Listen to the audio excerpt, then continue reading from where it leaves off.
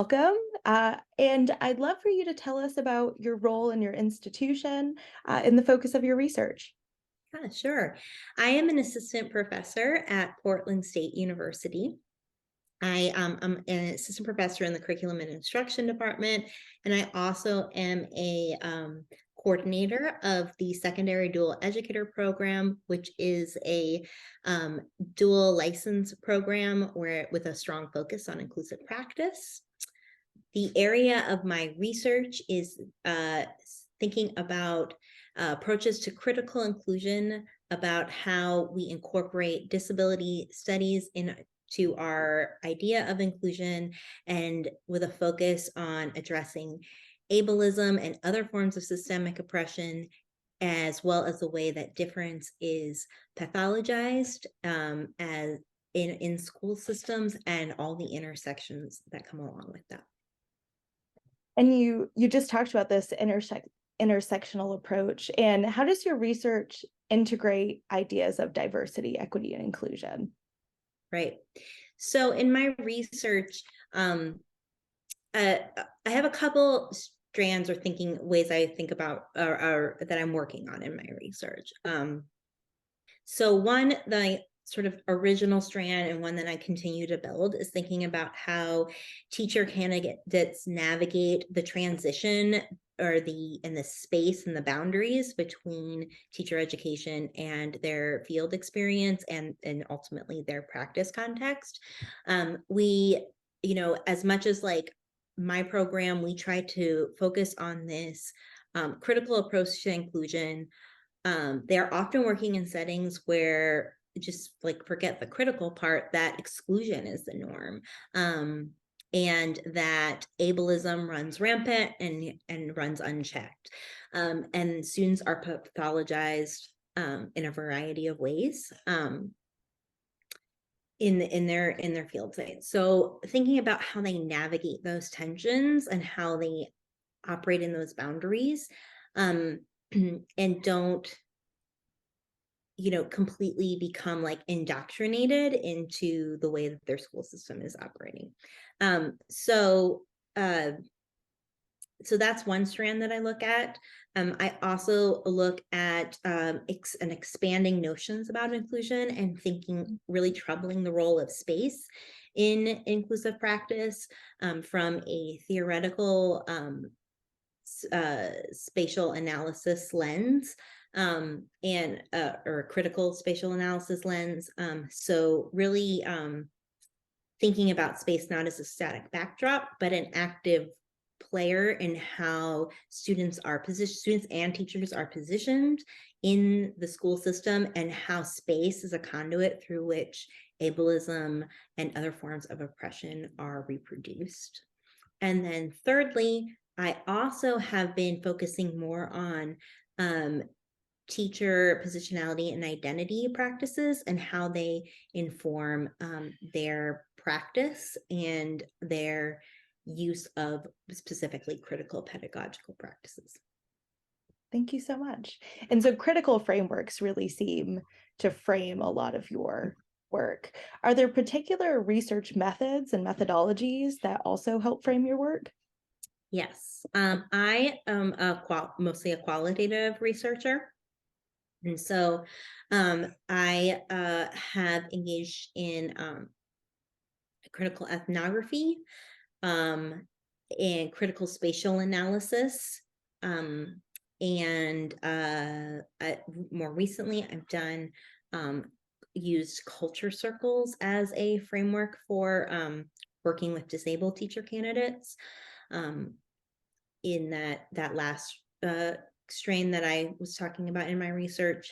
So I draw on primarily qualitative methodologies using critical theoretical frameworks to guide the research design. And your scholarship really focuses on a part of your scholarship on teacher education. Can you talk about the intersections between your scholarship and teacher education practice? Sure. So my research is, because there's such a focus on teacher education, there's a lot of overlap, and my research and my teaching are deeply intertwined. So some of the projects that I've done with teacher candidates, so I typically like to engage teacher candidates as co-researchers in this process. So I've done several studies where teacher candidates have engaged in their own action research projects as part of our research study to think about how they are enacting certain practices. So in one, we did some critical mapping of the school system to analyze the way that students were positioned in the school setting and the way that they experienced oppression through a critical analysis of spatial practice. And the teacher candidates were involved in developing a critical geography unit that they created and implemented, and gathering the data and thinking about how students are experience school and experience cultures of exclusion and inclusion. Another example is I did a research study where students were interested in implementing disability critical race theory, or DISCRIT, classroom ecologies. And so we did using a culture circle framework, which follows a critical inquiry cycle.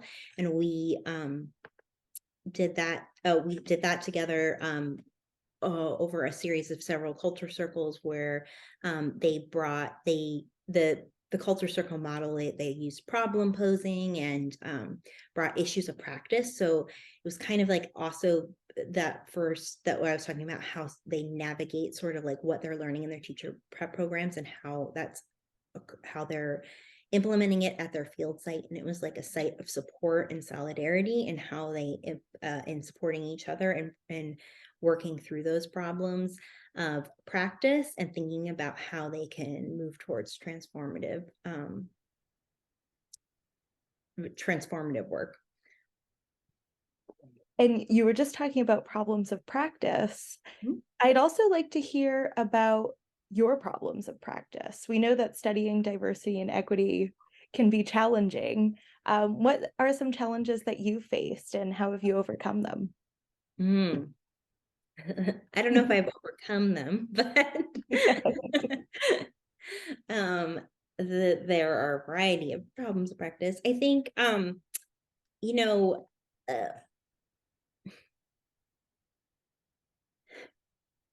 think being a faculty member and being a professor and tied to an institution is always going to be fraught when you're trying to come from these emancipatory and critical lenses, because to some extent you are at being a teacher educator and also as a researcher, you are tied to this institution of academia that is rooted in systems of oppression. And I'm not saying my institution is particularly worse than anyone. It's a blanket statement that institutions of higher ed are, rooted in these systems of oppression and are different places of work of deconstructing that.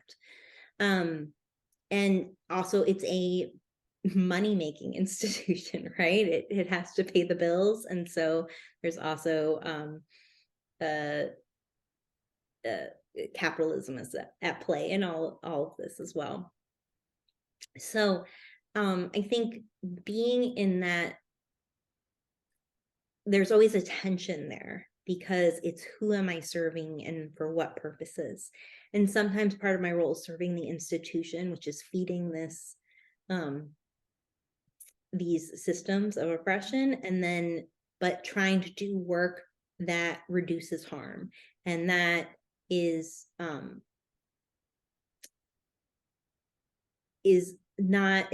trying to disrupt these practices in the points where we can, and where I can leverage the privilege that I have in that way. So some specific ways that I do that is, we talked about it before, the theoretical frameworks that I'm coming from. So I believe that using these theories can hold myself accountable and using those theoretical frameworks or conceptual frameworks to guide my research design, to guide the way that I design coursework, to design the assignments and what I'm focusing on and who my students are reading. Those need to be my guiding principles. Also with the folks whose voices I choose to amplify in my research. So I had talked about, I am increasingly working with teacher candidates with marginalized or multiply marginalized identities. So I've done projects with teacher candidates of color and disabled teacher candidates and folks who are at the intersection of those identities. And so that is also, I think, a way of trying to destabilize the research paradigms that exist by incorporating voices who are often silenced or ignored, and thinking about how to decenter myself in that and amplify those voices. And did I have so those are just like some examples of how I try to do my work ethically and try to engage in harm reduction. I think that to some extent of being a professor embedded within an institution, that will always be imperfect, and there will always be room to grow in that sense. And I think one area to grow, I think, is incorporating more, being able to do research that brings in community voices from organizations, and thinking about how those community voices can be used to develop teacher preparation that is centering those perspectives from the beginning. I think a lot of times there's a lot of work of incorporating the voices of the schools, which I think is important. I think there's definitely an important role, and they're important stakeholders in this process. But the schools themselves are imperfect, and are often, the leadership in those schools often represent more dominant perspectives or more privileged positionalities. And so I think thinking about organizations in the community and how their voices can be incorporated, and also how we can be of service to them in our program, and what they would like to see the work of teacher preparation to be, and how it can be in service of those communities. And I think that really resonates with me as a doctoral student, really thinking about conducting research and being able to think about these critical perspectives, and how that will affect my research. Is there any other specific words of wisdom you'd like to give junior scholars thinking about doing some of these things with their work? Sure. I think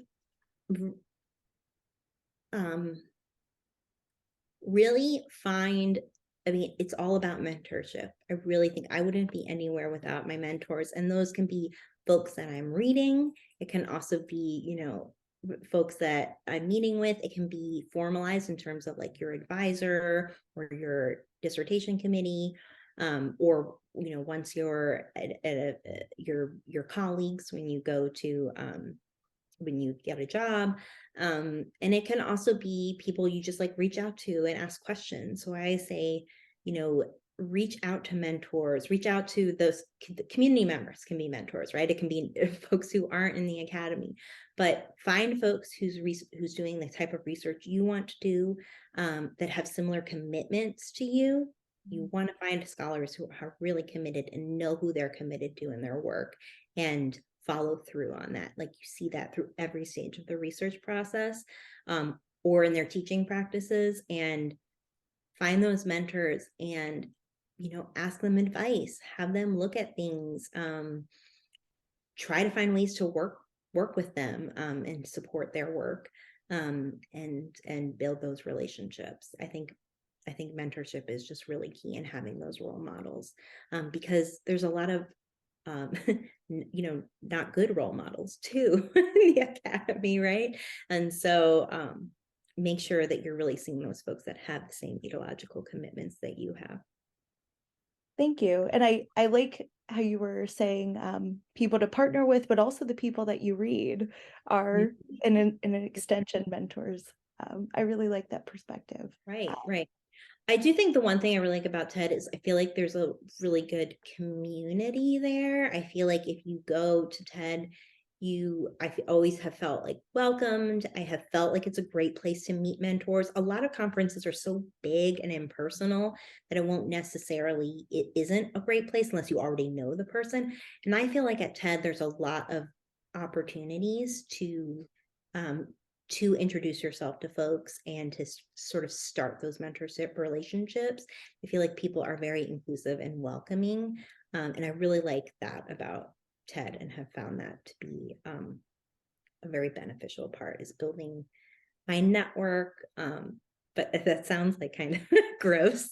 I don't mean that, but really, like, it feels like when you go, it's like you see old friends and you see folks who are doing the kind of work that you're doing, and you feel like you have this community. I completely agree. This was my first year attending TED. And I felt the same way, that really it was such a welcoming environment.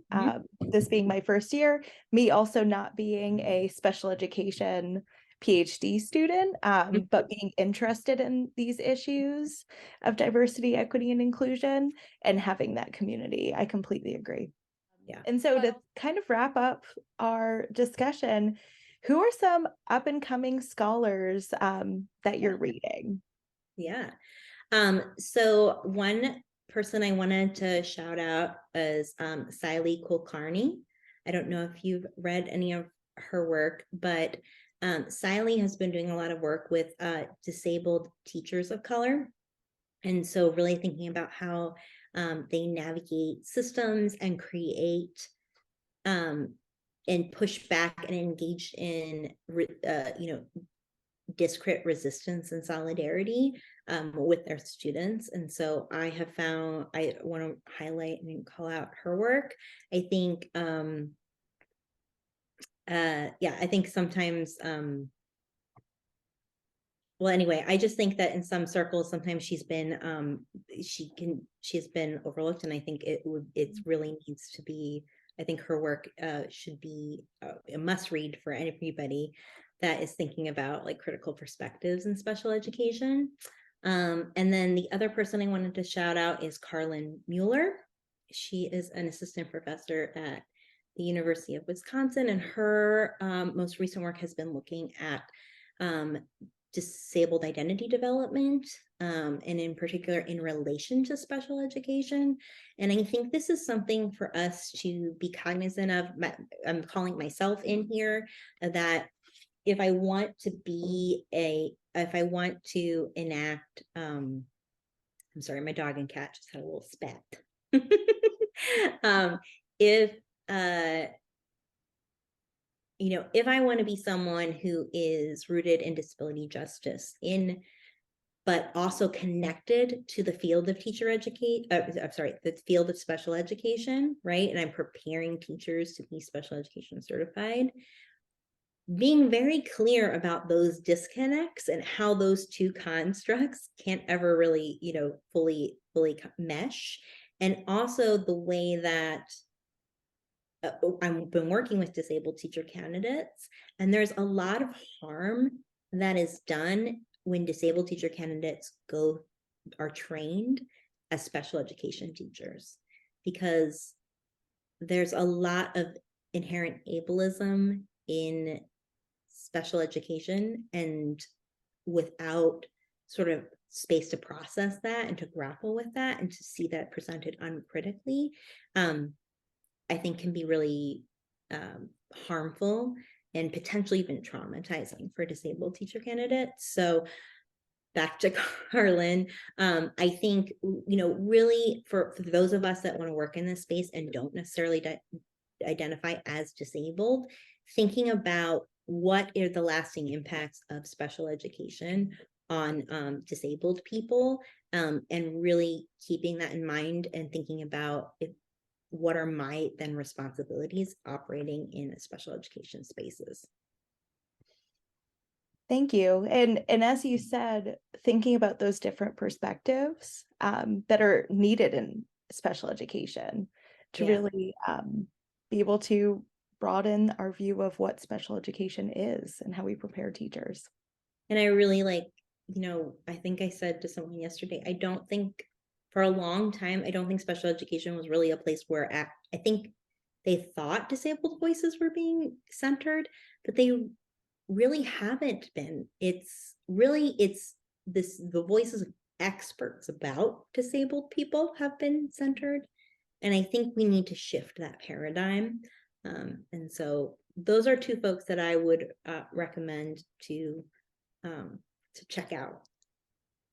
I'm excited to check them out. Great. Thank you so much. This has been a great talk, and I appreciate your perspectives. Thank you, Rachel.